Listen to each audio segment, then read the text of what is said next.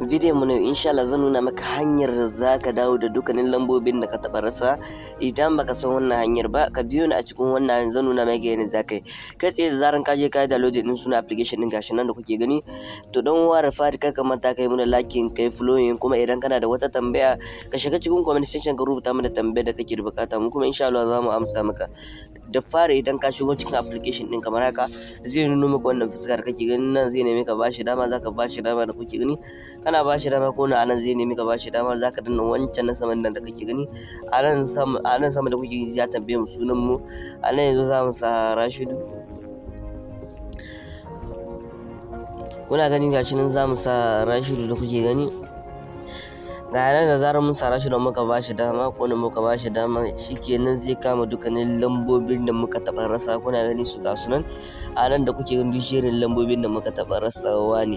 Kuna gani gashi nan. Sai abu na biyu da wannan application yake yi, zaka iya gano dukkanin wasu messenger, wasu sakonni da aka turo maka da kuke gani. Zaka danna wannan na biyu da kuke gani.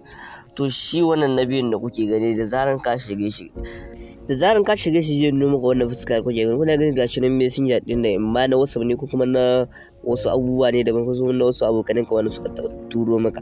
Duka yawa da muka karshe wannan